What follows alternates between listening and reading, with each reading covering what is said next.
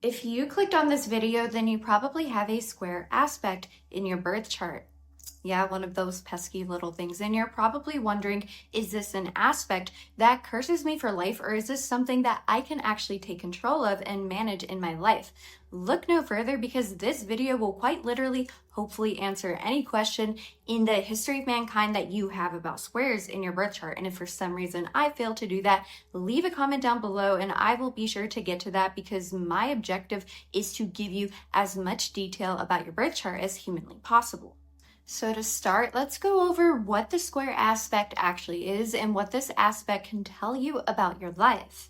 And so a square aspect in astrology is when two planets or points in the birth chart are approximately 90 degrees apart. And it is widely known that squares in the birth chart indicate tension, friction, or energy at odds. But let's dissect this definition so that we can figure out what it actually means.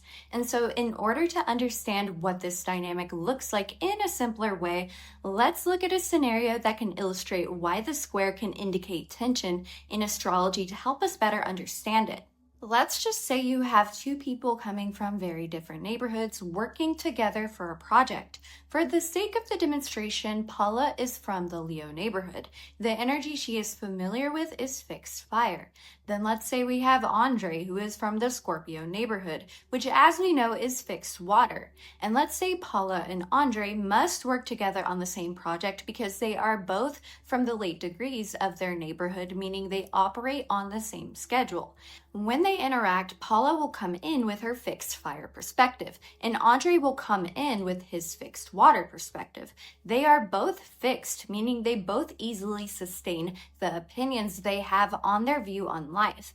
But because Andre is water and Paula is fire, it can feel like one of them has to compromise their opinion and dim their nature to accommodate the other, or it feels like there is a simple clash that requires effort for them to address, since Andre's water can put out Paula's fire and Paula's fire can turn Andre into steam. But because they are both fixed, meaning they both operate in a similar way with very different elements, a lot of effort will likely be required to make this work. This can be true even in the case when a square happens between two people or two planets, but it's an out of sign square, meaning a square between elements that are compatible but is still about 90 degrees apart. But in this case, let's say Andre is instead in early degree Sagittarius, but Paula is still in late degree Leo. The vast difference in degrees is the equivalent of having very different schedules, even if in theory they are both fire. It can feel like the energy should work together, but for some reason it is difficult for things to sync up. But what we can all agree on is that technically getting disparate people to work together is possible, but it requires strategy, effort, and balance. So maybe, just maybe, and I think you get where I'm coming from here, the same can be said about astrology and squares in our birth chart. But the question is, how can we channel square energy so that the energies can work together, not clash? And don't worry, that elusive question is what I want to touch on next. But before we do that, let's go deeper into the types of conflicts that the planets or the placements or Andre and Paula in our simulation could have, so that we can understand what this actually looks like in real life.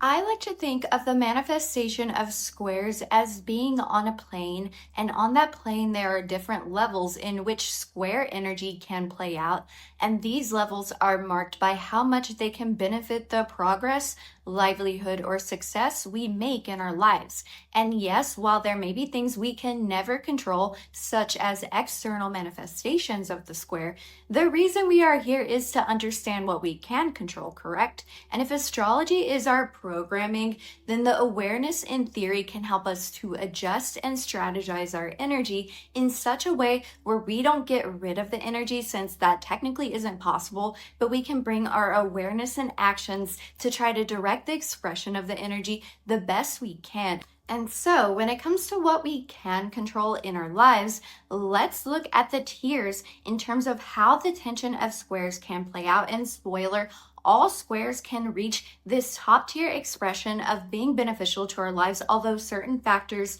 such as planetary dignity, benefic versus malefic energy, the houses involved, etc., can make some squares a little bit easier to get to this top tier than others, but none of them are impossible to, achieve fulfillment with. And after this section, I will share a strategy that all squares, yes, even Mars square Pluto, can adopt in order to give themselves a shot at reaching the top tier of the manifestation of the square. And so at the bottom, or likely the least beneficial way squares can play out, is things like pain or confusion or impulsiveness or paralysis, maybe shattered confidence. And I have a few more words on the screen that could be tied to this bottom tier for each squaring planet. And obviously there's a lot more to this, but I would think of the bottom tier as traits within our control, keyword within our control, that serve no benefit to our evolution, our livelihood, or our happiness, no matter how you look at it, aside from the potential knowledge and lessons for the future, of course. And there is no shame in experiencing themes at this part of the spectrum at different points in our lives, as these lessons may be necessary to reach that top tier. I've been there, done that, trust me. But like I said, it is important to take any shortcomings, no matter how unfortunate, as either data or a lesson. And so that should be the goal with these traits no matter what. The next tier of how squares can play out are conflict, obsession, maybe simple disagreement, as well as more words that I have on the screen that could be tied to the middle tier for the squaring planets. And the reason that these are in this middle tier are because that these are traits that can be channeled in ways that are detrimental, but could also be channeled in ways that are beneficial. These are traits that are kind of good or bad or beneficial versus non-beneficial, depending on how it is expressed. And then the final tier of how squares can play out are things like drive, activity, management, and conscious application. This is the top tier, and these are all things that are tough. Don't get me wrong. They require awareness, effort, and strategy, as well as consciousness in order to apply in ways that can be beneficial even if it isn't easy. And so if we are able to frame the square as simply two energies that require effort to work together, then we can see how the square energy in astrology doesn't always have to be bad. And going back to the example of Paula and Andre, looking at their clashing energies in a vacuum could show that a proper management of energy is what is needed in theory for them to work together. Easier said than done, obviously, but it is possible. And so in theory, it could be possible to channel that square into things such as motivation and drive in order to potentially transmute these energies that would otherwise not get along into a result that can at least offer us some benefit or results into our life. And in a lot of cases, a square is needed in order to spark this drive, because imagine Paula and Andre were instead from trying neighborhoods, just for example. They could relax or have easy conversations or enjoy each other's company very easily, but in terms of building something or achieving something, it could be harder for them to do that because they might simply say, what's the point? We're chill here. Because as much as people like to say squares in astrology are tough, they do provide friction, which is a necessary part of creation. Because friction is what starts the fire or builds the building. And a relaxing setting on a beach doesn't necessarily do that, even if it's nice. And even if we live in a society where all a lot of us want to do is to be at peace, which, trust me, I'm with you, the truth is we live in a world where that peace or success, or at the very least contentment, will come at a price. And these things are things that must be built, because this is what makes the human experience what it is. And it also can make that success or peace a lot more stable or a lot more fulfilling. So now that we have that out of the way, let's look at a few strategies for mitigating the square, which I know is just why you're here. You want to improve that tension in your life. And the final section of the video will include one easy to follow and very tangible strategy, one that I've tested with myself and with others that you can play around with today after this video to help you live with the square in the birth chart as best as you possibly can. And who knows, maybe this strategy can help you transmute that energy into something better or realize that that great potential already exists within you. But before we go into that tangible strategy, let's go over what squares can look like depending on the sign, house, and planets involved with the square, not only to help you understand how this can play out in your real life, but it may give you ideas on the best ways that these energies could be channeled. When you have a square to your natal sun, the core friction is between who you are versus who the world or even who other aspects of yourself expect you to be. And so how it could feel on the inside is this can often feel like a battle for your own vitality or existence in some ways. And so internally you could struggle with confidence that fluctuates wildly. So maybe one day you could feel like you have a massive destiny to fulfill in your life. And then in the next day, you could feel like a total fraud who is seconds away from being found out. And there's often a somatic component here where your physical energy levels can actually drop if you aren't living authentically, potentially leading to burnout when you try to force a persona that isn't really you. And so how this could look externally is that the environment might not always roll out a red carpet for you, or it could feel like that at the very least. So you could notice that authority figures like bosses, maybe father figures, or even audiences really seem to resist your personality at first, or maybe even you are resistant to your personality in some ways. And you could even attract people or situations that try to dim your light. However, this pressure can be the exact mechanism that really creates the diamond in your life. And because the world doesn't always hand you validation or allow that shine to be flowing, you are often forced to build an internal generator of self-esteem. And the result can shape you into a leader who commands respect or results in your life because you have had to fight to exist, which is a tension that so many people can relate to, and that can be useful in so many ways. And then when you have squares to your natal moon, the core friction here is maybe your need for safety versus a chaotic environment, whether it's self-made or whether it's through external factors. And so how this could feel on the inside is that this aspect could create a nervous system that really struggles to hit the off switch. And so internally, you could feel like you can't truly relax when it comes to certain areas of your life, especially the houses involved in the square. And you could struggle maybe with digestive issues, maybe sleep disruptions, or maybe even a body that feels like it's constantly stuck in a subtle fight or flight mode, even when things are calm. I actually have a square to my moon, and it can sometimes feel like this. And so emotionally, the challenge can be regulation, or you might find yourself repressing feelings until they explode, or just overreacting to minor stimuli because your emotional cup is already full. It can go to both sides. And so how this could look externally is maybe your safe space could be where all of the stress lives. And so this placement could manifest as a home environment, for example, that requires constant maintenance, maybe noisy neighbors, or family dynamics that feel draining rather than restorative. But the potential mastery here, however, is really the development of this internal fortress. And because external safety can be unreliable for you, you could have to learn to self-soothe with incredible efficiency. And I have to do this as somebody with moon in my first house receiving a square. Self-soothing is so important with this placement. And so this could really help you potentially become the person who is able to remain calm in a crisis because you have mastered the art of functioning amidst emotional storms, which is such a valuable trait to have. And then when you have squares to your natal Mercury, the core friction here is the nature of your mind and communication versus like the logistics of reality or the logistics surrounding your life. And so how this aspect could feel inside is that this energy could create a mind that feels like it is constantly revving. And so internally, this could manifest as a brain that refuses to shut down, really leading to potential anxiety loops or nervous tics or insomnia. But you might also feel intellectually very insecure, or on the opposite side of things, constantly second guessing your own intelligence or feeling scattered, almost as if your mental hard drive is being very overloaded. And it can feel in some ways like having too many browser tabs open, some of which could be playing music you can't locate. But how this aspect could look on the outside is that sometimes the world can present itself as a logistical puzzle. And so you could have to deal with misunderstandings where you say one thing and people hear another, which can lead to pointless arguments or just frustration, or maybe even the reverse. Maybe people tell you one thing, but you struggle to figure out how to process it or what they mean. And so it can go both ways, but also in an interesting way, you can face issues like tech glitches or maybe lost paperwork or travel delays, which could be common irritants.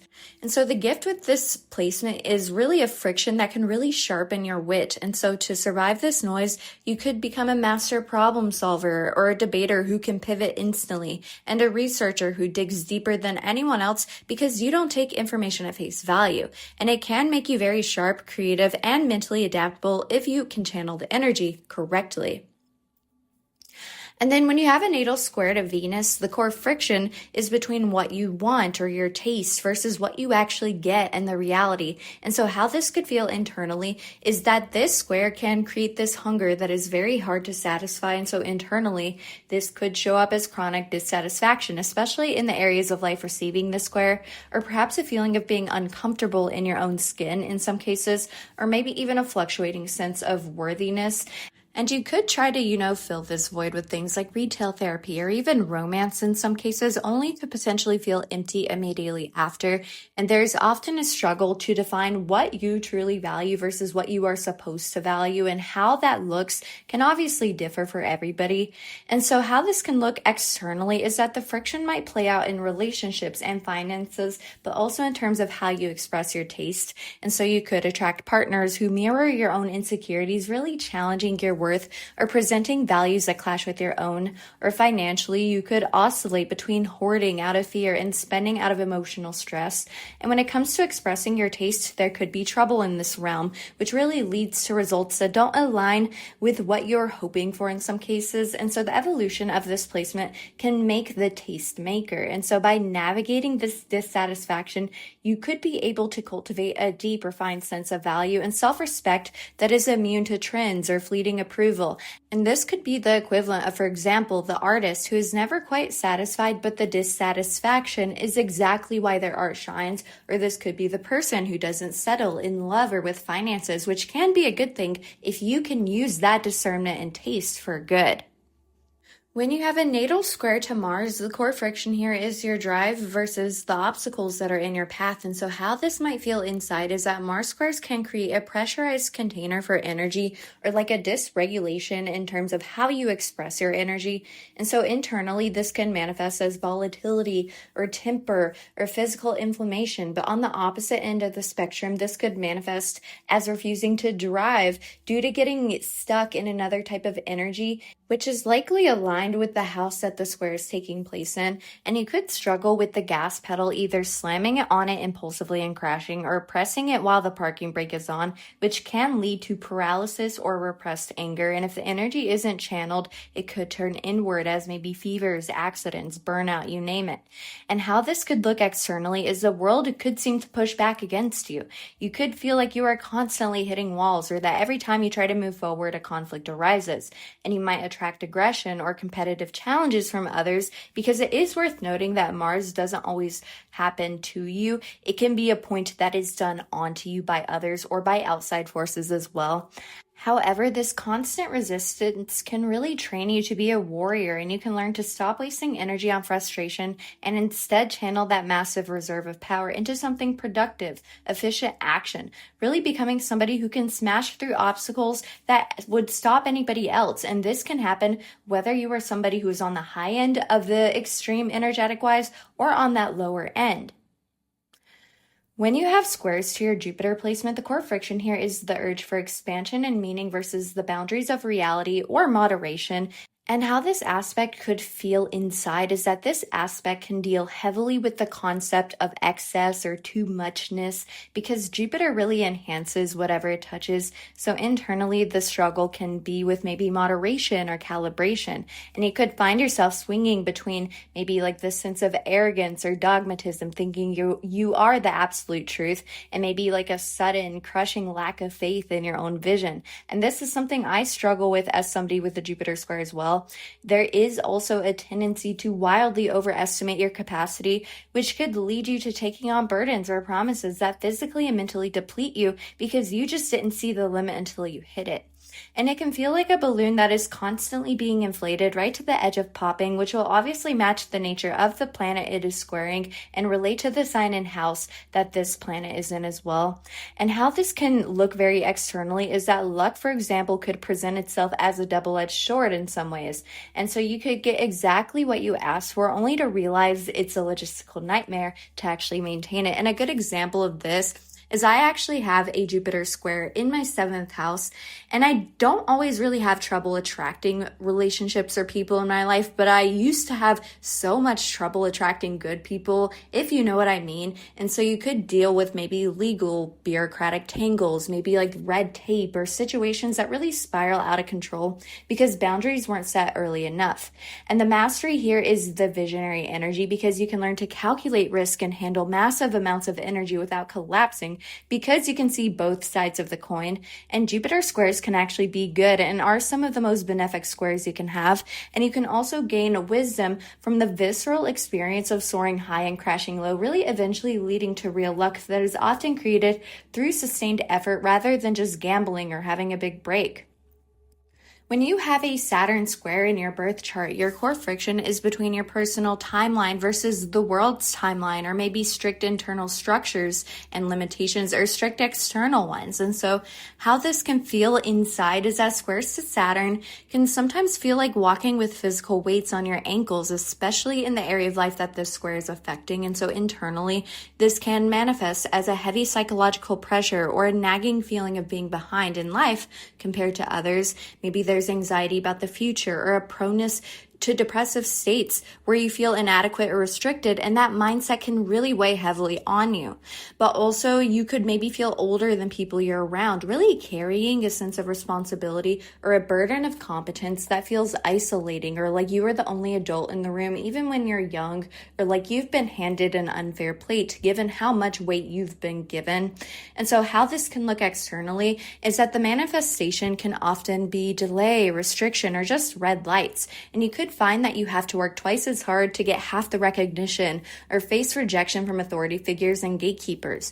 You could also encounter obstacles that force you to restart your efforts from scratch right when you thought they were done.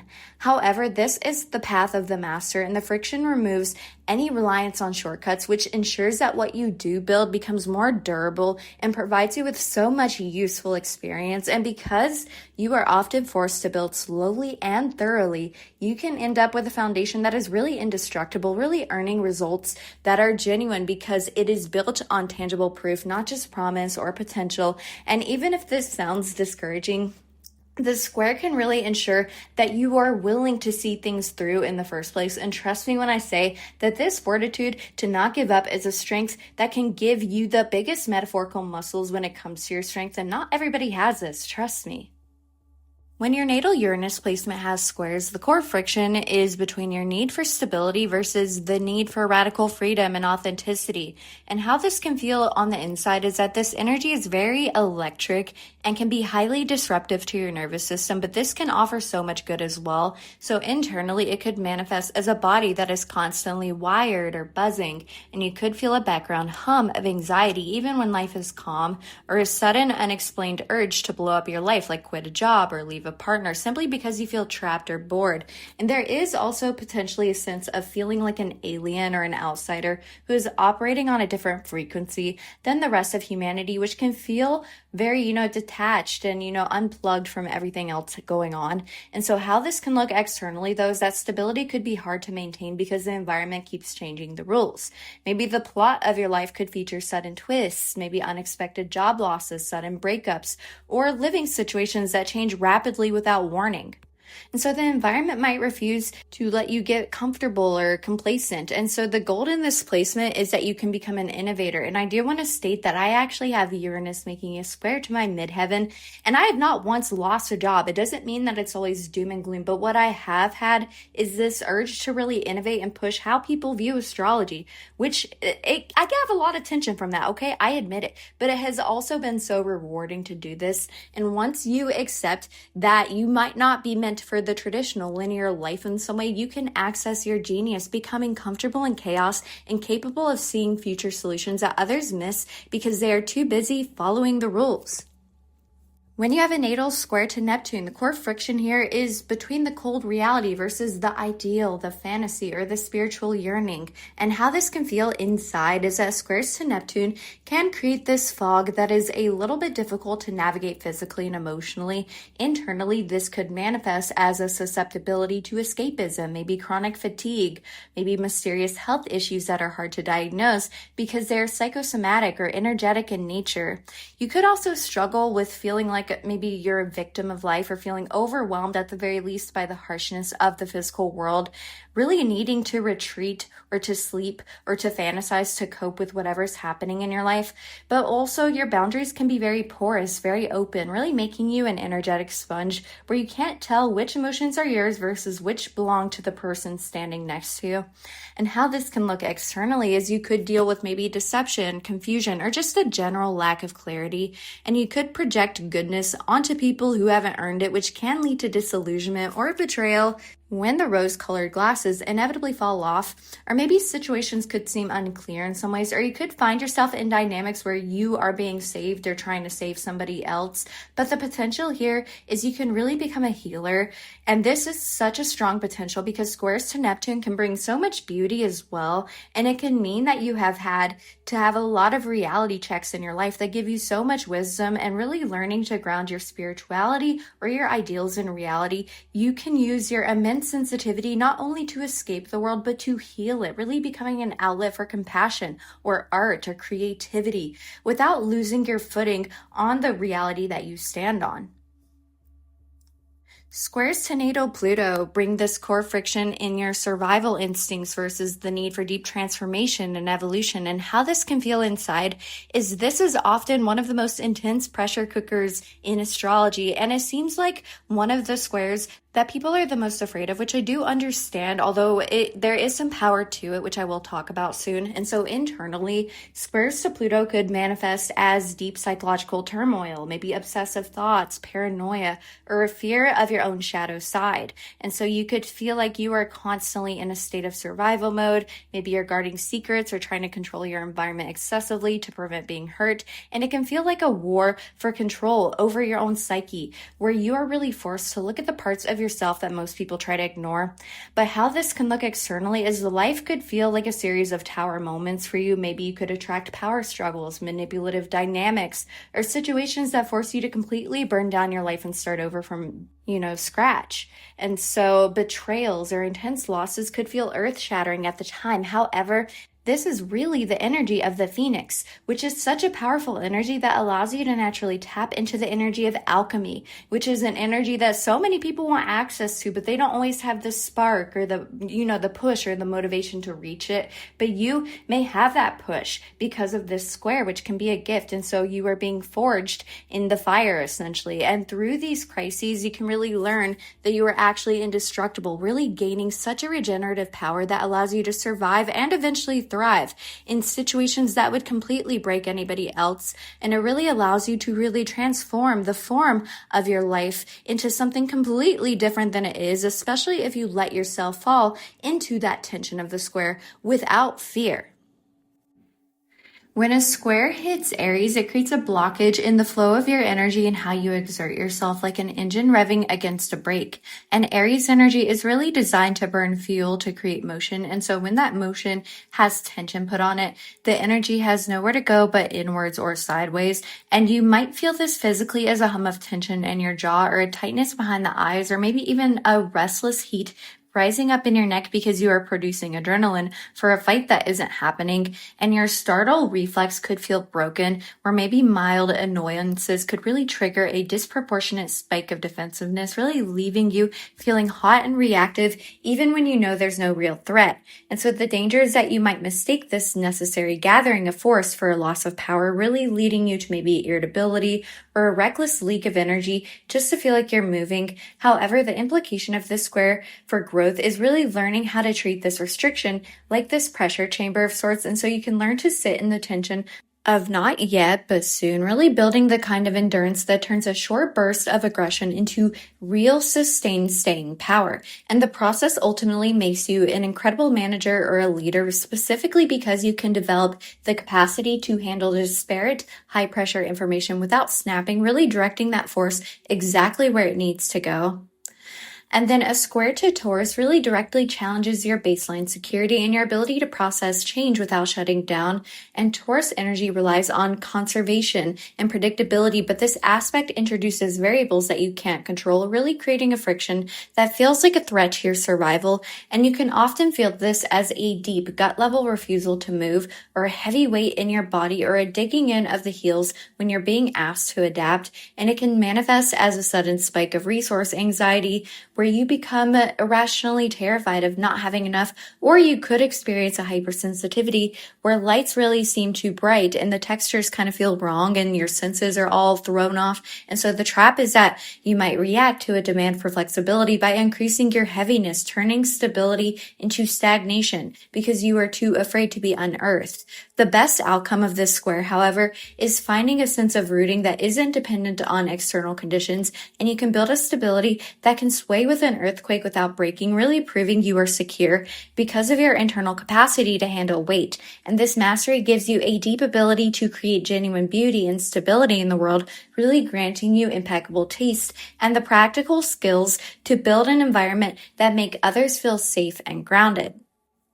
A square to Gemini really floods that mental circuit board, creating a state of cognitive overload and static. And Gemini handles information and connection, but this aspect could create a little bit too much noise, leading to a feeling that the browser has 50 tabs open and you can't find the music. And you could feel a buzzing, low-level anxiety in your chest, or a sense of verbal jamming where the connection between your brain and your mouth feels glitchy and you struggle to even finish a sentence.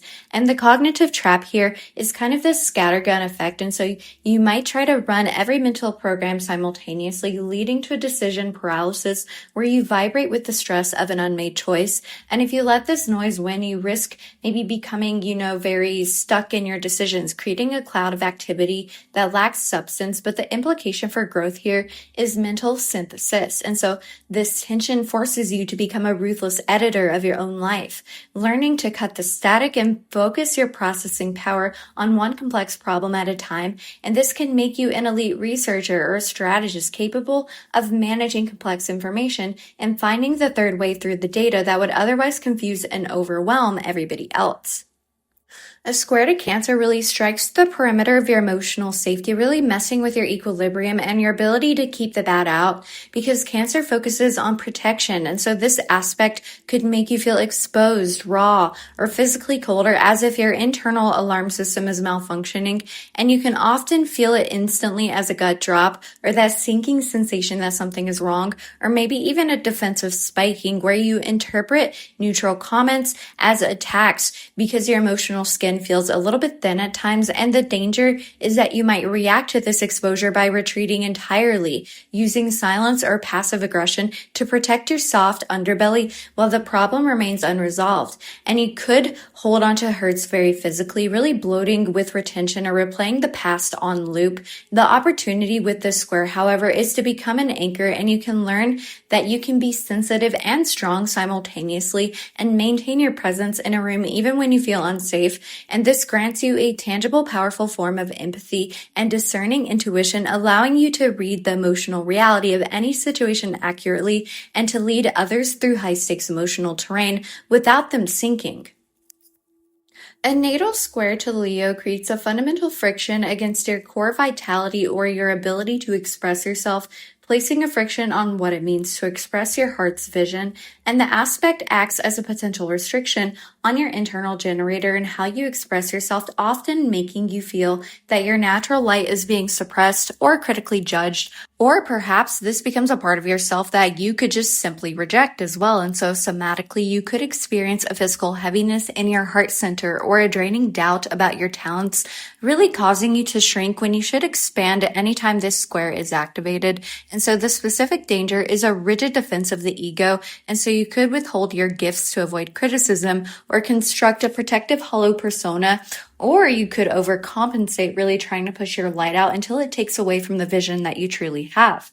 However, this pressure really forces you to fight for your independence and to be a role model who can inspire a unique creative vision and an unapologetic expression that can inspire so many results in your life. And by sourcing your validation internally, you unlock a powerful, tangible output and you can become a powerful creator, really birthing art or projects and visions into the material world that pulse with genuine life. And this can result in a visible body of work that is undeniably yours, really radiating a specific warmth that physically changes the atmosphere around you and permits others to live just as boldly.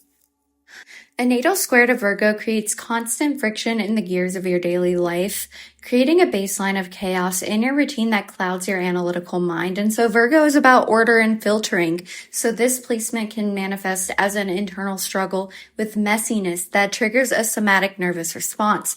And you could likely live with a feeling of being wired but tired. You could experience chronic digestion issues or feel physically unclean when systems aren't running smoothly. And the cognitive trap is the loop where your brain habitually grabs onto one flaw and spins it until you lose the big picture, or it can turn into an inner critic, it's sort of energy that becomes so loud that you paralyze yourself with fear of making a mistake, and you could instinctively try to micromanage the chaos, working yourself into exhaustion to fix the unfixable. However, the implication for growth with this placement is a triage, and so the square forces you to constantly look at the mess and decide what actually matters, really teaching you how to lower the bar for perfect so you can accept functional. And this can also transform you into a master of crisis management and a master of efficiency, giving you the executive ability to make hard decisions in chaotic situations and to analyze complex problems to find the most practical working solution on a level that nobody else can. A natal square to Libra internalizes a disruption of balance, creating a persistent tension in your relationships, or at the very least making, balance and harmony and fairness something that feels like it is harder for you to access. And so Libra wants harmony and a level playing field, but this placement applies unequal pressure, leading to a tendency towards paralysis where you weigh options until you are physically exhausted. And you might often feel this tension in a room as actual physical nausea or even a headache, really driving the compulsive need to fix the mood just to relieve your own stress. And so the blind spot here is this chameleon reflex where you are prone to agreeing to things that are factually unfair or betraying your own trust just to keep the peace. And you also risk slipping into a pattern of appeasement, really smiling while resentment builds because you are terrified of the friction. But the best outcome, however, is the ability to become like a true, diplomat in some way. And you can learn that real balance sometimes requires an uncomfortable no or a moment of conflict.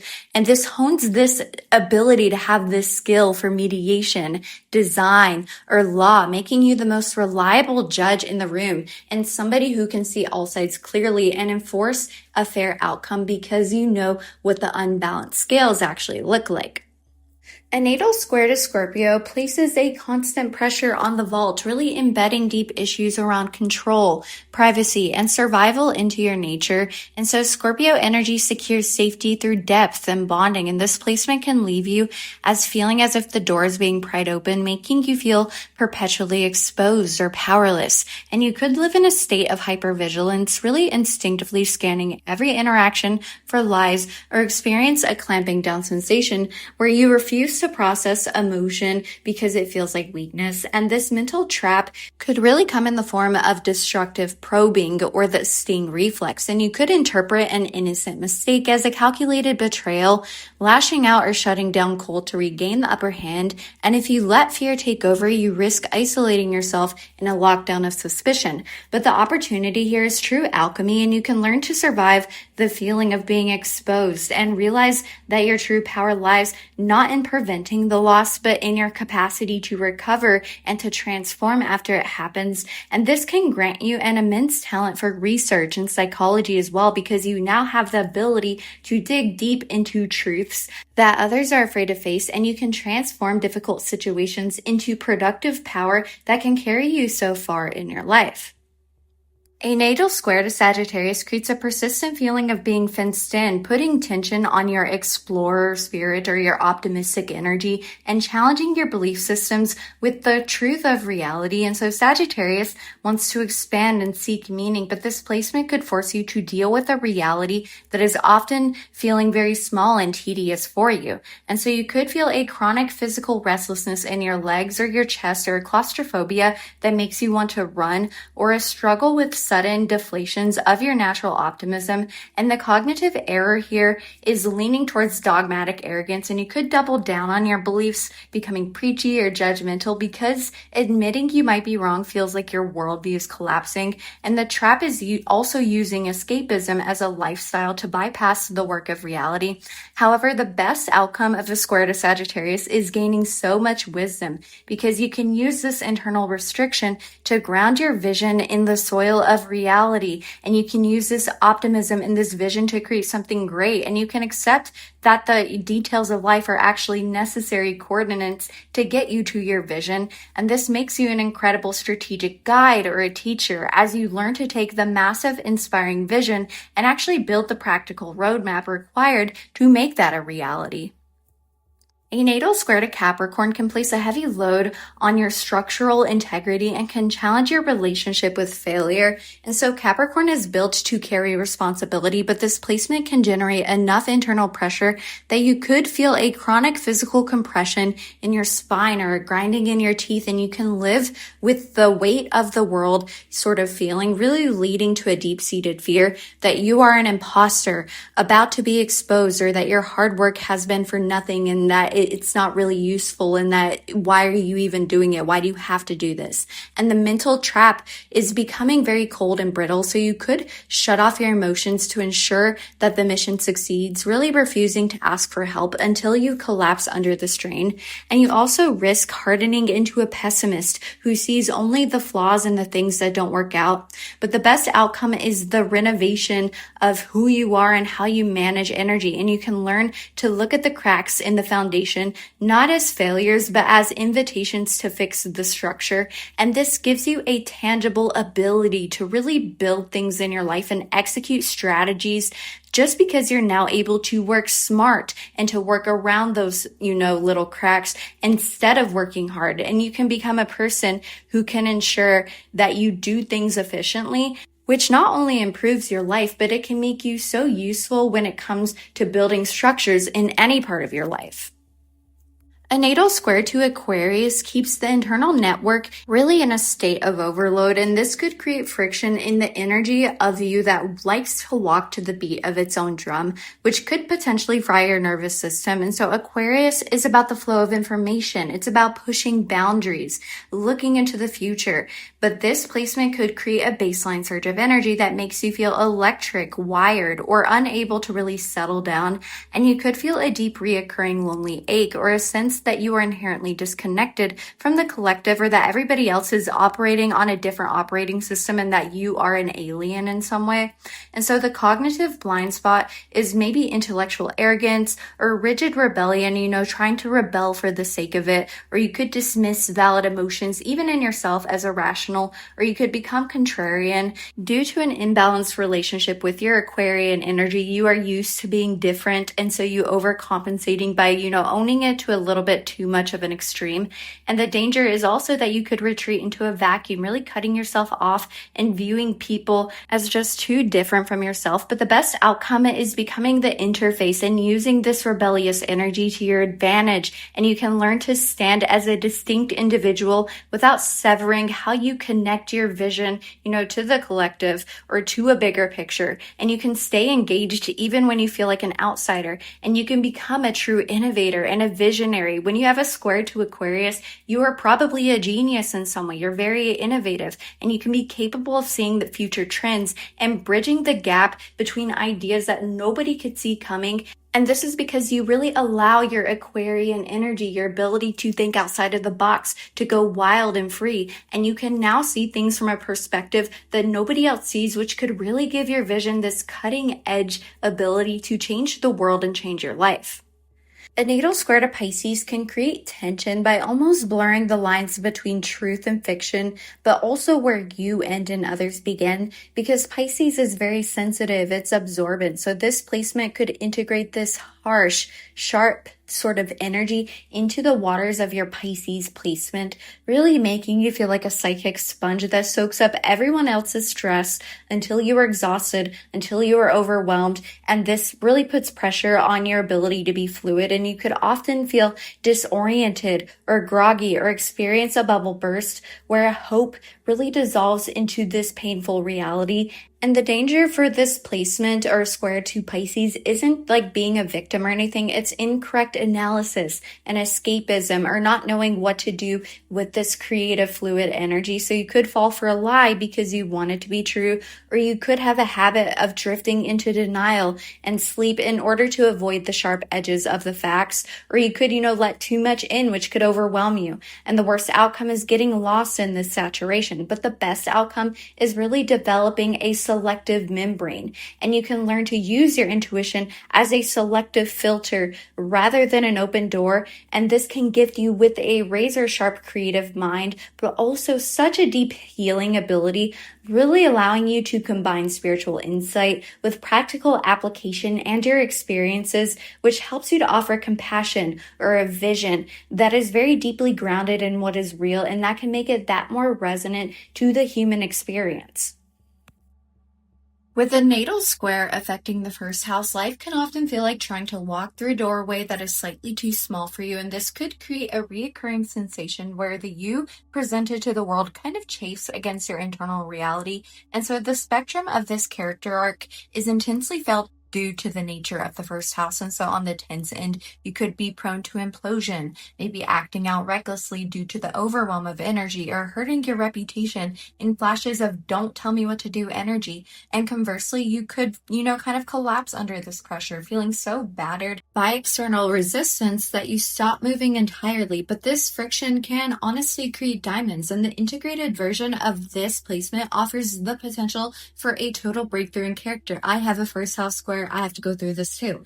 And so internally, you can stop asking for permission to take up space, and externally, this could manifest as a commanding presence that inspires results in your life purely based on your gifts and your confidence within them. And you can navigate the world with an earned confidence that opens doors simply because you are no longer afraid to knock them down, and you can become a force of nature that others can sense immediately and that really stands behind their vision. And then with a natal square in the second house, this can create a permanent tug of war on your security blanket. And so the shadow side can get intense. And so you could struggle with a scarcity mindset, maybe like hoarding resources to the point of isolation, or doing the opposite, rejecting them altogether due to a fear that the worth you have will be lost.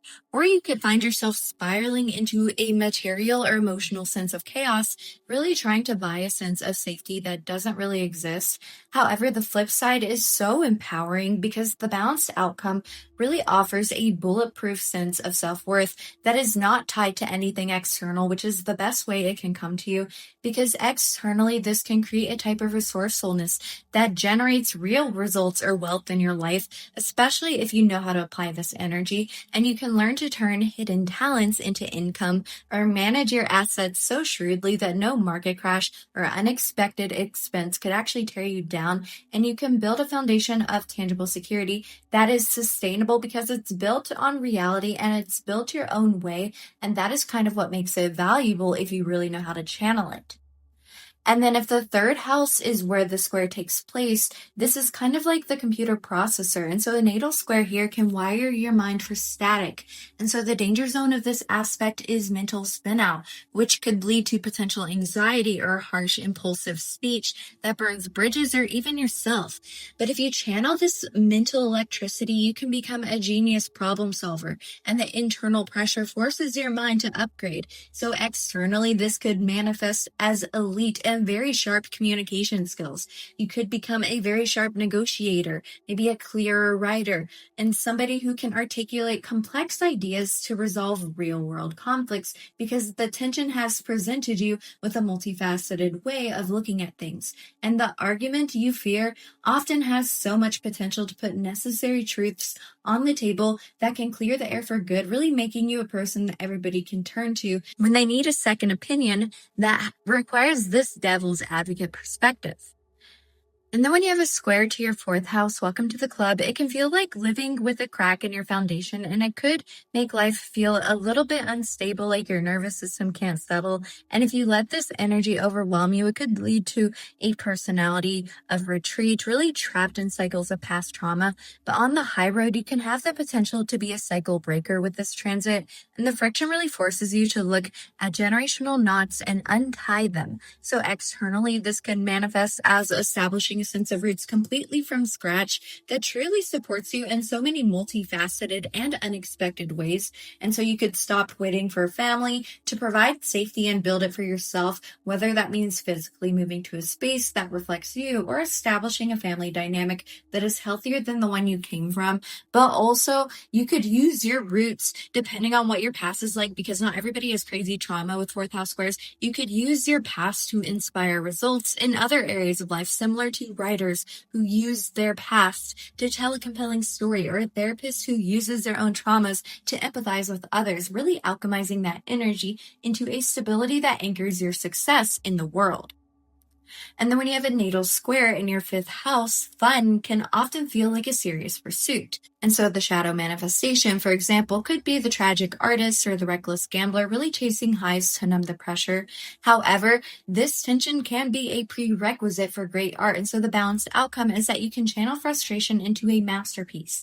Externally, this results in cutting edge creations that can shape a new reality. And you can stop creating for validation and create because you have to, which can lead to work that is undeniable and maybe even commercially successful, because this is the equivalent of someone putting out creations that go against the grain and then succeeding because it hits notes that other people fear hitting, which actually makes it more human, more unique, more resonant. It's the reason people don't like AI writing and they like humans, you know? And so in romance, for example, you could also move past superficial phases really quickly or very effectively and deal with the nitty-gritty of reality or of the connection, really resulting in deep romances that are authentic and capable of withstanding the test of time. And then when you do chase joy, you can figure out how to do it in ways that actually sing to your soul because they have had to be rigorously tested.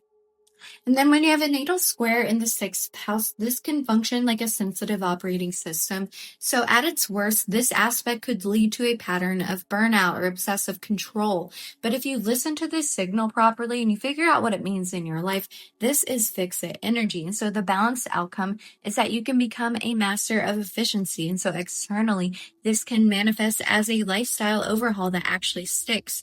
But also, this can equip you to handle heavy loads that actually generate results that people without tension in this area or a level of obligation could never handle. And so you can change the strategy of how you approach things, really streamlining your work, fixing your diet, or setting boundaries. And the result can be highly functional, and you can have a daily life where you achieve more with less effort, and you can become the person who has things figured out. I actually have this placement with my midheaven, and I kind of have to move a lot of things around, but it is worth it. And you can become a person who can really operate like a well-oiled machine that supports your ambitions rather than draining them. And these management skills could be tangible skills as well that you use as a resource to gain external success, especially if you understand what part of the routine that you are meant to master.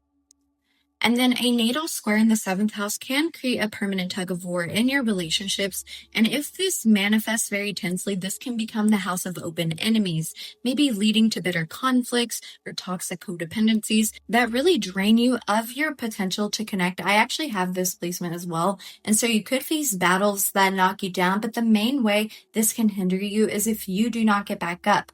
But the gift here is honest negotiation and the ability to really achieve so much productivity through connection. And the balanced outcome is that you can stop being polite and start being real with the people you connect with. So externally, this can manifest as battle-tested collaborations and fair contracts that actually result in better outcomes because two is better than one. And you can learn to negotiate terms that actually work for both parties as well, really leading to maybe sustainable business partners or romantic connections that are built on equality, not need. And you can also become a powerful collaborator who can work with anyone because you know how to hold your ground without shutting the door.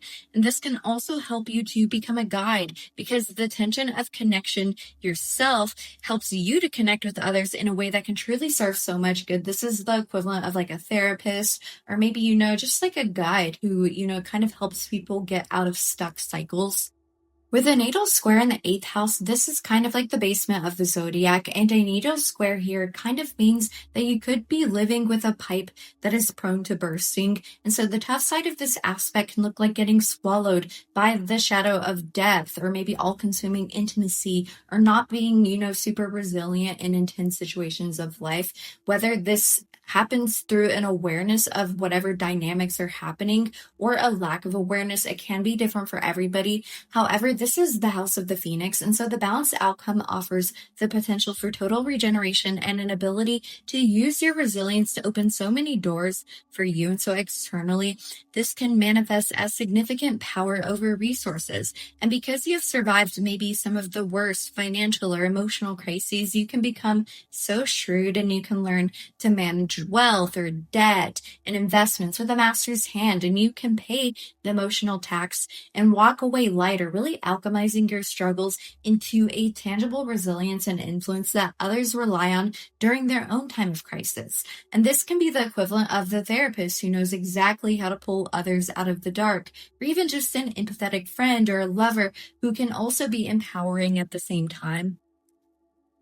The natal square in the 9th house can create a questioning spirit. You could feel that the map that you were given does not match the terrain of your life in some way.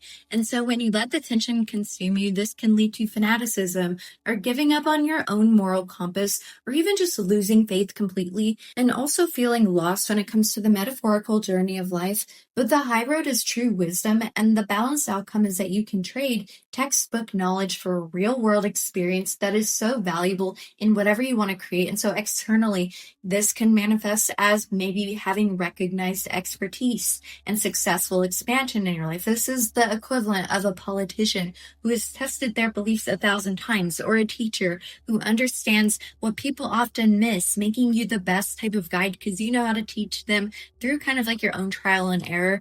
And the obstacles really force you to rigorously test your beliefs. So when you do speak or teach, it holds water, and you can become an expert not because you've memorized some rules, but because you've navigated the maze yourself. And this allows you to successfully navigate foreign systems, maybe publish works, and lead others with a philosophy that is applicable and deeply authentic. A square to your 10th house can place you under a hot, unflattering spotlight, and this is a lifelong test of your competence. And so the worst outcome could be like a public fall from grace, or maybe burnout where you reject the pressure entirely because you either fear failure or you let your ambitions consume you. But pressure makes diamonds, and so the balanced outcome is often a mastery when it comes to the realm of leadership. And so externally, this can manifest as a rock-solid reputation and indisputable authority, and this square really strips away reliance on luck and forces you to build a career foundation, maybe through trial and error, that cannot be shaken, but that can also help you connect to what you are leading in so many more facets. And this is kind of the energy of the boss who understands the struggle of the workers, or the energy of the person who finds true fulfillment in their own unique way. And this can help you start to pursue ambitions that truly align with who you are, and really carve a path where these experiences can make you more confident in your own abilities. With the natal square in the 11th house, you might often feel like an alien in a room, and this is kind of the archetype of the outsider. And so if fear wins, this can lead to isolation or a failure to truly connect to a cause or a group that gives you either a sense of purpose or belonging. But the silver lining is finding a place that allows you to shine within your role in the group. And the square really pushes you out of circles where you don't belong or you kind of feel like an outsider, really saving you time, but also helping you to understand dynamics on such a deep level. And so externally, this can manifest as when you do build something, it's genuine, it's supportive. And this network can actually build towards causes or maybe offer you the support that you need through thick and thin, and you can find the specific niche of visionaries who kind of support your genius or causes that resonate deeply, even if they challenge some, or even just find people where you fit in and you can feel like you can be yourself with. And so your dreams are refined into something realistic and actionable, kind of leading to the manifestation of future hopes that actually inspires change or satisfaction, whether it's change and satisfaction through an internal sense of belonging or external change through the difference you somehow make. And then a natal square to the 12th house can be hard to pin down because the call comes from the inside. And so the danger can be getting lost in escapism, maybe experiencing a sense of pain that is isolating and you can't really come back from that.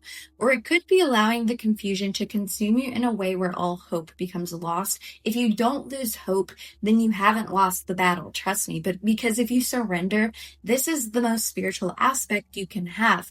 And the balanced outcome is a deep awakening that is triggered through your own management of the energy. So externally, this can manifest as luck derived from intuition and opening new doors. And by facing the silence, even if it takes effort to do so, and I know it can be hard, you can access deep wells of artistic genius and compassion. And you can also learn to alchemize life through the mind, willing unseen energies into directions that open doors most people don't even realize exist. And you can discover their existence through the tension you face because you will be willing to search for it. And it can turn your subconscious from a haunted house into a reservoir of strength that subtly but powerfully shapes your reality. So in the process of a baby ecliptic mystic learning about astrology, I found a few studies from various astrologers that led to an interesting idea, which likely isn't 100% original, but could provide a useful strategy to help people managing square energy in the birth chart a little bit better. And so let's first think about midpoints in astrology. Think of a midpoint as the child or the combined flavor of two planets or placements. It reveals exactly what happens when those two separate energies mix together to create a brand new shared energy or direction. Using midpoint analysis, in theory, I looked deep into what could happen if we found the midpoint of two placements that are squaring in a birth chart, what that would bring, and whether it could be the point where two energies that are seemingly disparate could actually come together and form an outlet or a purpose, or at the very least, whether it could diffuse the energy of the squaring planets in a way that would be beneficial. And so through some heavy studying, vigorous Googling, and some Reddit thread rabbit holes, and some experimentation in my own life and with people I know, I found the following. By looking at the midpoint of two squaring planets, it can provide a tension or a release point that draws from the energy of the two squaring planets towards one common point. Now, both of the squaring planets form an octile to this midpoint, and an octile provides an irritation point that really calls you to do something about the energy. It's a call to action, and the midpoint could be activated by natal placements or transits, which usually spark the energy of the two squaring energies to be channeled through a third friction point. But what happens if we bring our awareness to the sign, house, and energy of this midpoint ourselves? It doesn't necessarily make the square easier. If anything, it kind of pokes at the two squaring energies and brings that energy to that third point. But if we look at astrology from a purely mechanical standpoint where all energies must express no matter what, following the energy of this midpoint could potentially be a way to ensure that the squaring energy isn't scattered and the energies aren't fighting each other, making the energy a lot less likely to stay on that lower tier we talked about earlier in the video, since we can now use intention, action, and strategy to hopefully bring the expression to a higher tier. It's like we can funnel that energy into one direction so that we are not consumed by the square, but instead we can become the driver of it. So if you want to find any midpoints in your birth chart, this is what you're going to do. First, you're going to figure out what planets or placements are all squaring, and you're just going to make a note of that. And then you're going to Google Midpoint Calculator Astro-Seek like such. And this first link that says Midpoint Online Calculator, Astrology, Midpoints, Cosmobiology, you're going to click this. You're going to scroll down. You're going to put your birth details into this section. Mine is already filled out. I don't live in the current birth city, so don't think about stalking me. I live completely far away from it. And then under this menu that says Display Midpoints, you will click all 10 modern planets. Or if you're looking for an object, you can click that as well. And then calculate midpoints. And then you're going to scroll down, ignore the table, that's confusing. You will see a list of all planetary endpoint combinations, and you're just going to simply find where your squaring placements are and what that midpoint is. And so in my chart, I have Moon square Venus, and so I look for the Moon Venus midpoint, and I see that it is in Libra, and I see that it is also in the 3rd house. And so you will just complete this step with your birth chart and your midpoints.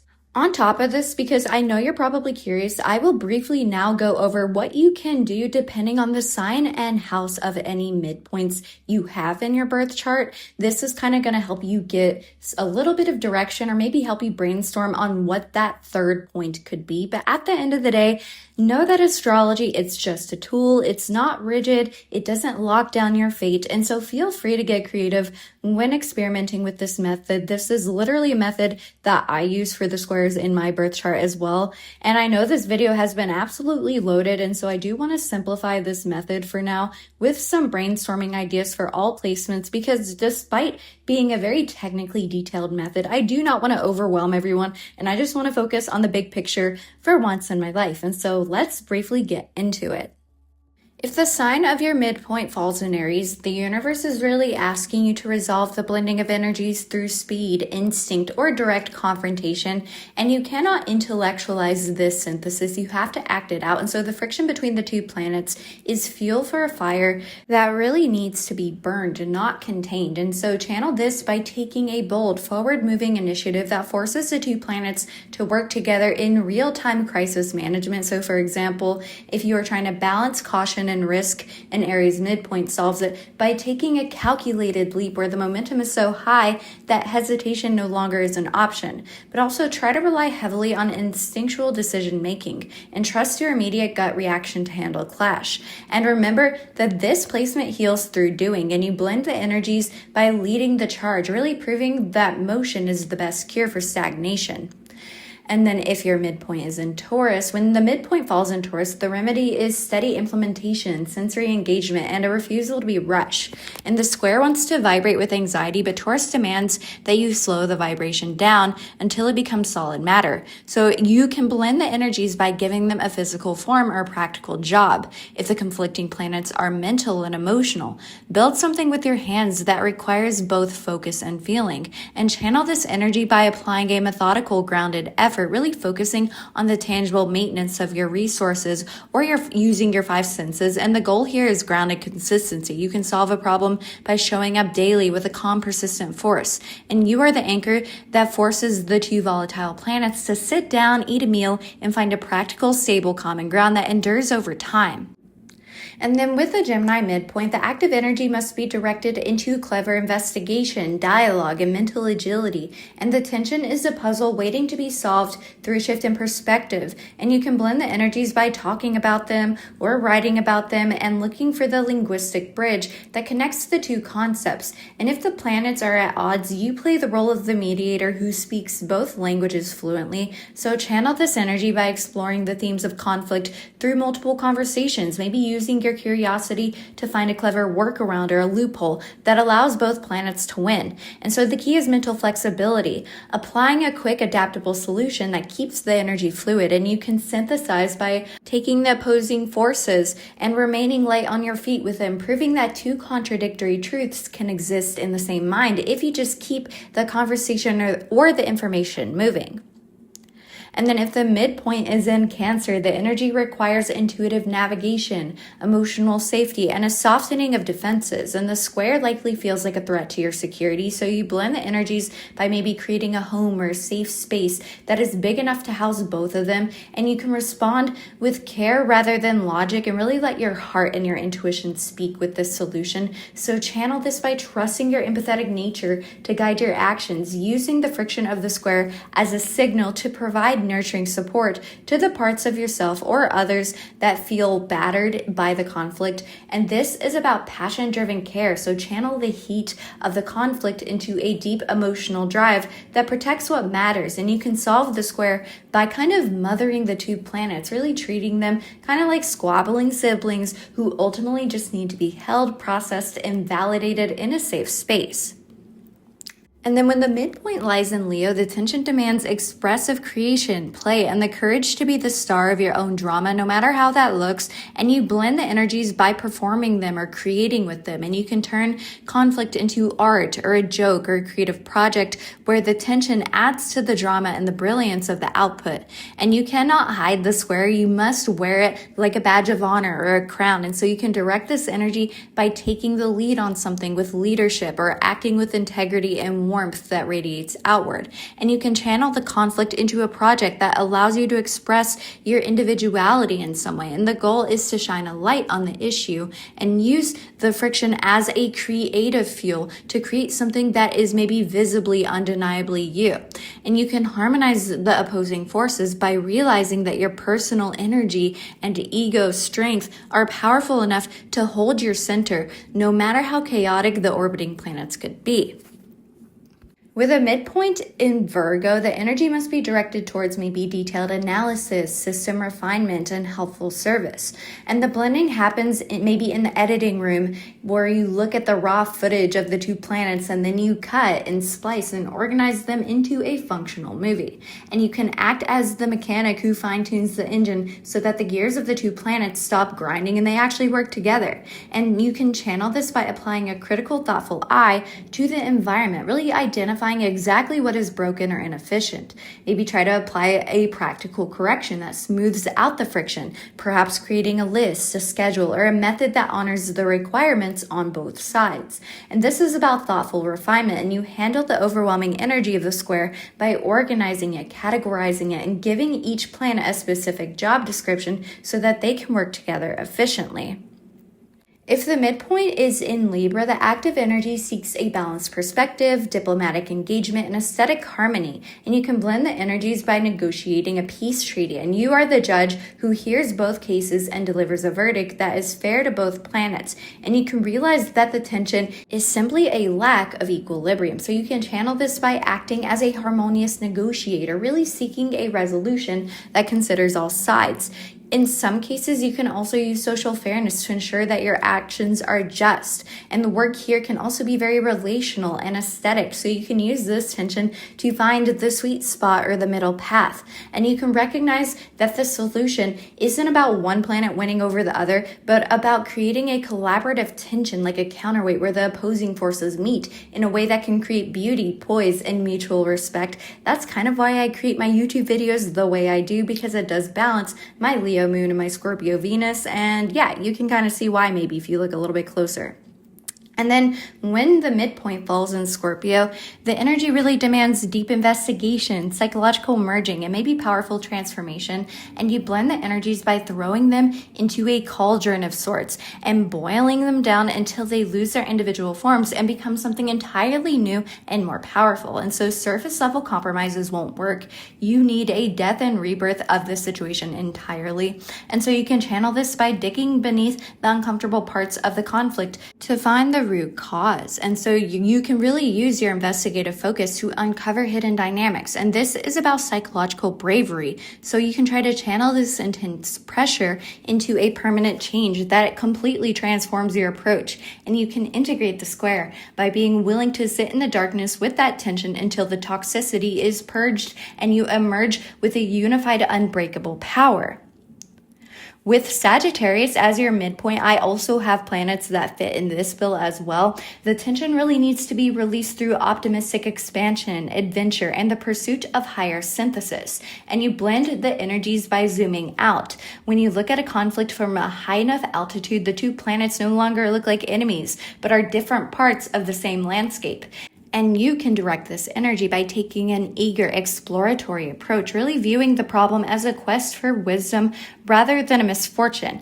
And so you can seek out new experiences or philosophies that are broad enough to encompass the contradiction. And so the goal is expansive growth. Use the restlessness of the square to propel you towards a new horizon. And you can resolve the friction by really finding meaning or a belief system that gives the struggle a purpose, turning the why is this happening into the where is this taking me.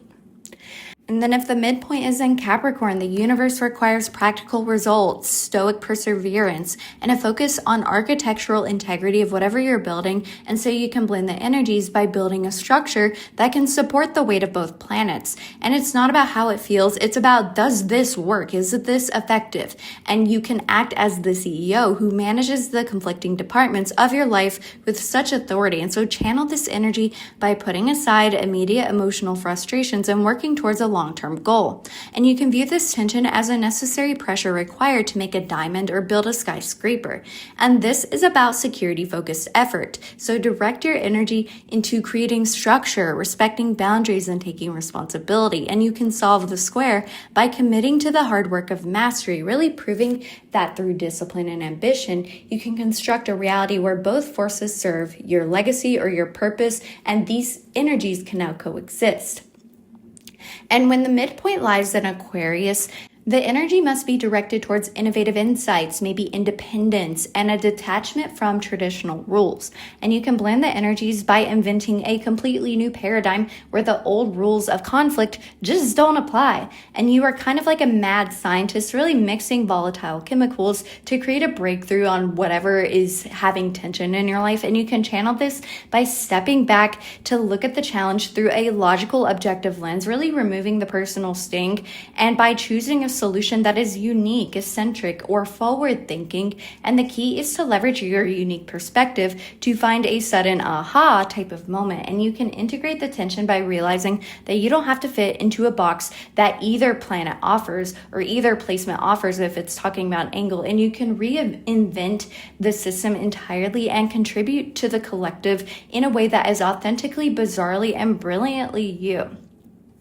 And then when the midpoint is in Pisces, the active energy seeks empathetic absorption, creative fluidity, and spiritual surrender. And you can blend the energies by dissolving the boundaries between them. And you can stop seeing them as separate and start seeing them as one ocean of experience. And logic is not the tool here. Intuition and faith and creativity are. And so you can channel this by acting as a compassionate sponge, really soaking up the tension and transmuting it maybe into art or kindness, or at the very least, spiritual understanding.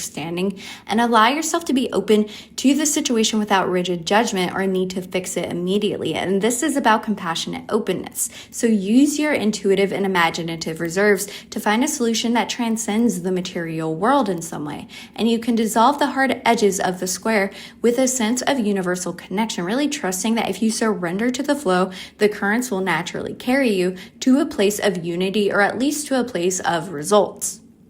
When the squaring midpoint lands in your first house, the active energy is kind of screaming at you to be directed straight into your physical identity and your personal autonomy, effectively asking you to become the living embodiment of the solution. And it's time to stop waiting for a green light if you have this placement, and instead lean into taking solo initiatives where your personal instinct is the only permission slip you need. And this could look like, for example, impulsively changing your style to reflect the specific brand of the two planets involved, say mixing the structure of Saturn with the rebellion of Uranus in your clothing choice, or simply it could look like taking the lead on a project because you are the only one who can see the vision clearly. And as you channel this energy, pay close attention to your physical presence and your somatic awareness, noticing exactly how the friction of the midpoint planets feels in your muscles or in your body during movement, as using this as physical feedback will help you experiment with how you release this energy. And it could also help you to be a true unadulterated version of yourself who really uses yourself as the vehicle to really, fix the problems or the tension you have in your life. When the midpoint lands in the second house, your energy needs to be grounded into the tangible reality of what you value and what you own, and moving away from abstract worries and into concrete resource management. And you are tasked with, say, creating a budget or a value system that honors both planets involved in the square, rather than letting them fight over your resources in some way. So for example, if one planet demands luxury and the other demands, durability, your job is to buy high quality items that last a lifetime, satisfying both the need for status and the need for, long-lasting security. And you can direct this active energy physically by, organizing what you own, your tools, whether that's cleaning out a toolbox or decluttering, your digital assets online, to really ensure that they align with who you are now. But also consider stabilizing your sense of worth by engaging in skill monetization that blends the talents of the two planets, really identifying a niche capability where these opposing forces can meet. It's like blending the aggression of Mars with the aesthetic value of Venus into a physical design role, for example, and then you offer it as a service. And so the goal is to prove to yourself that when these two energies work together, your natural resources have meaningful weight in the real world. And when the midpoint falls in your third house, the tension can be best resolved through movement, connection, and the synthesis of information within your immediate environment. Actually, filming this video right now is my channel for my midpoint square, because it channels, my first house need to, express myself, with my fourth house need to really dig deep and be investigative. And so the friction of the square can manifest here as a war of words or a mental block. And so your task is to become the translator between the two planetary archetypes. And you can channel this energy by exploring your neighborhood with fresh eyes to find a third place that satisfies both urges, perhaps like a quiet library for Saturnian need that is bustling with people for a more lunar need, really mapping out a physical route that bridges your internal divide. And so this is a prime area for synthesizing information. And so trying to bridge the gap between your internal thoughts and your external speech by recording a voice note where you explain how the two planets are arguing in your head and then talk through a compromise. That's another way this can play out. But also maybe try to offer a brief informal tutorial to a peer or to a YouTube channel that combines the distinct knowledge bases of the two planets. And so the act of teaching or articulating these hybridized ideas can help discharge the mental static of the square and turns it into a useful connective dialogue. When the midpoint rests in your fourth house, the energy really demands a retreat into your private, safe haven, requiring you to fortify your internal foundations by creating a home environment that integrates the conflicting needs of the squares. And so if one planet seeks chaos or excitement and the other seeks peace, you must design a living space that allows for controlled chaos or a dedicated storm room alongside, a sanctuary of silence. And so you can direct this active energy by dedicating a specific corner of your home exclusively to the energy of these midpoint planets. Maybe like creating a small altar or a reading nook that serves as a physical boundary for reflection, and then using this space for emotional anchoring. And it's also, a powerful aspect for lineage investigation. So look into your family history to see what themes of the two planets are involved and how do they show up in your roots. And so, for example, maybe you have a grandfather who embodied one planet and then a grandmother who embodied the other, and really acknowledge that tension that you feel as an inherited narrative that you now have the power to rewrite by acting as a unified anchor that your lineage never had. There are so many ways that this can play out, but safety and feeling secure in yourself is definitely key. If the release point is in the fifth house, the friction of the square is really asking to be transmuted into play or romance and uninhibited self-expression that explicitly marries the two opposing energies. And so you are being asked to birth something that could only exist because of this tension. And so you can channel this energy by engaging in playful prototyping, where maybe you take up a creative hobby that specifically mixes the mediums of the two planets, maybe like combining the technological drive of Uranus with the classic beauty of Venus, for example, just to create some digital art, really lowering the stakes and allowing the raw energy to flow without the critic getting in the way.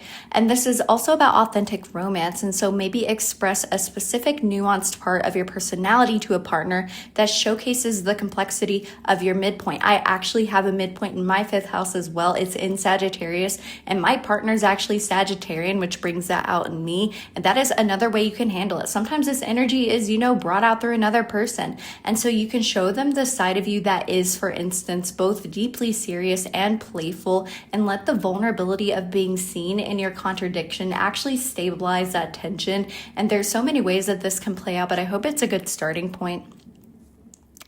When the midpoint lands in the 6th house, the solution lies in the systems or the habits or the daily rituals that keeps your life running, really turning that abstract tension into practical functional movement. And so you are essentially acting as the efficiency expert for your own psyche, creating a daily schedule that gives shifts to both planets involved. And so if one planet needs rest and the other needs intense activity, try to build a routine that alternates strict intervals of high intensity output with deep scheduled recovery. And so you can direct this energy by looking for a bottleneck in your daily workflow. And so where the two planets usually collide and cause procrastination, for example, and then applying a thoughtful analytical solution to smooth out the friction, that is probably your pot of gold here. But also try to focus on micro habit implementation by adjusting just one small part of your morning to better accommodate the physiological needs of the midpoint. And so like wake up at the same time every day, or choose a type of exercise that blends the energies, like power yoga for a Mars-Neptune square, just for example, just so that your body can really work out the stress of the planetary conflict through movement, which could help channel this in a way that doesn't disrupt your life. When the midpoint is in the 7th house, the active energy is directed towards the other, really asking you to resolve internal tension through relational mirroring and collaboration. And so you likely attract people who embody one side of the square while you act out the other, or maybe vice versa, or maybe you attract two people who bring out these sides of you. And so the goal is to stop projecting and to start integrating. And so you can channel this by observing the qualities you intensely admire or dislike in a close partner or a friend, and then realizing that these are actually reflections of the midpoint energy within yourself that are really crying out for a truce. And it's, an aspect that is built for collaborative tension. So if you can intentionally work with someone who holds a different perspective to see if you can create a third way together, this can be a way that it can help. But also if the planets, for example, involved our Mercury and the moon, which are logic and emotion, you can use your relationship conversations to practice speaking your feelings logically and feeling your logic deeply. Try to speak with both, really bringing the unspoken rule of relationships into a fair and balanced agreement that honors both sides of the equation. If the release point falls in your 8th house, you are being called to dive into the deep end, really directing the energy towards psychological unpacking and the alchemal blending of shared resources. And so the tension here can manifest as a fear of losing control versus the need to merge. So your task is to find power in that vulnerability. And you can channel this by investigating a topic that feels taboo, specifically looking for the intersection of the two planets, such as researching psychology with Pluto, or the psychology of money if you blend with Venus. And so that kind of satisfies both. And so if these are the two players, peeling back layers to understand the underlying mechanics of the psychology of money could be the direction you go. And this is a crucial midpoint for joint asset strategy. So really audit your shared finances or energy exchanges to ensure that the give and take is very empowering, and use the intensity of the square to cut away dependencies that don't serve you, and consider a journaling prompt that really asks, how can I let the energy of planet A die to make room for the energy of planet B? And what is reborn if they happen to combine? And this can be a tactic that can help you blend it, even if it takes a while to realize what that looks like. When the midpoint sits in the ninth house, the tension really creates a need for expansion, perspective, and a quest for philosophy that is big enough to hold the paradox of the squaring energy. So if the two planets, for example, have conflicting dogmas, for example, science versus faith, your journey is to find the higher truth that can unify the two. And so you can direct this energy by broadening your perspectives. Try reading a book or watching a documentary from a culture that successfully integrates the two themes that you were struggling with.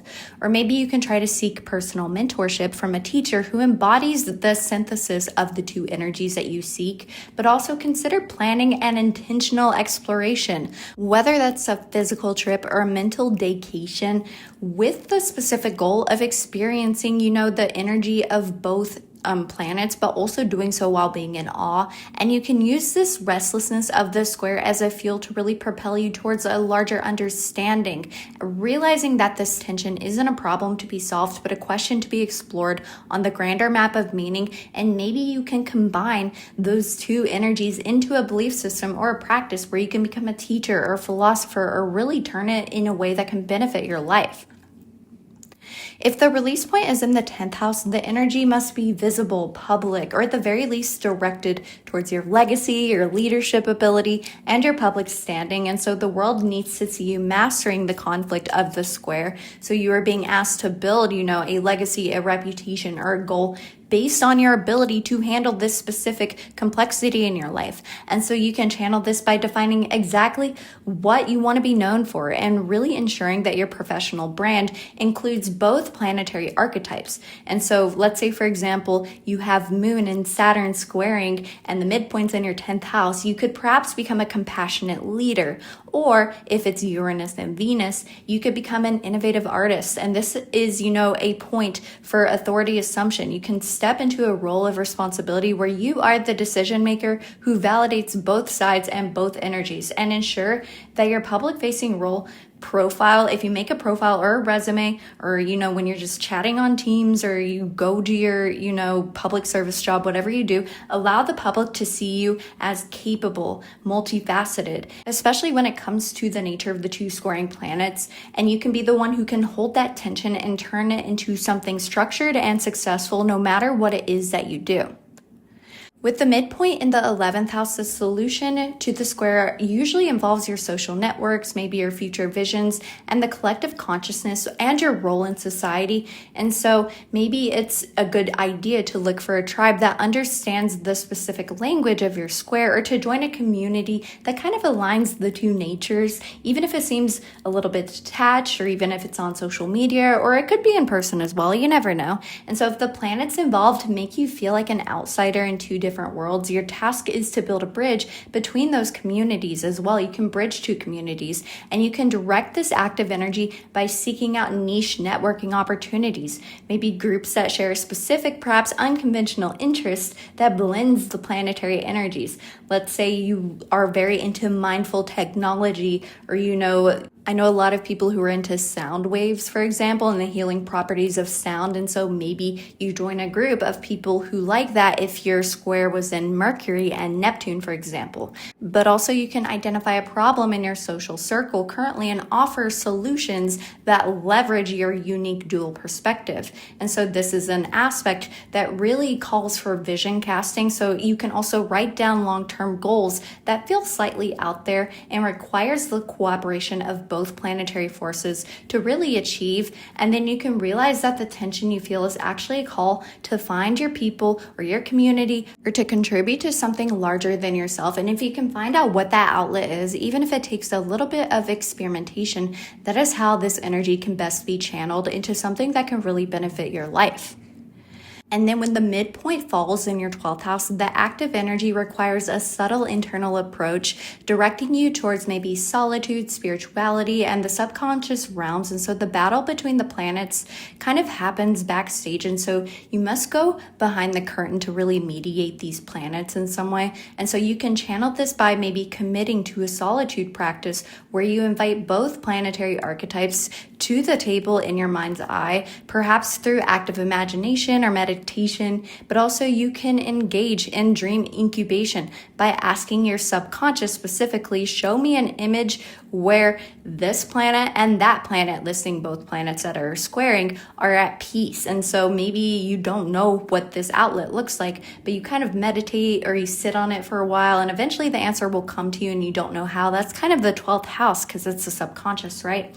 But also you could try performing a ritual of compassionate release to identify maybe lingering resentments you have associated with that friction, which can help you let it go. And so the work here is invisible to the outside world, but it is essential to your soul, and you can really use the square's tension to dissolve the ego barriers and access a deeper state of peace where opposites naturally coexist, but also anything where you sort of channel this energy into something selfless or compassionate, that can help you as well. So no matter what you do, whether it's internal or external, as long as it touches on these 12th house themes, it could really relieve the tension of this energy.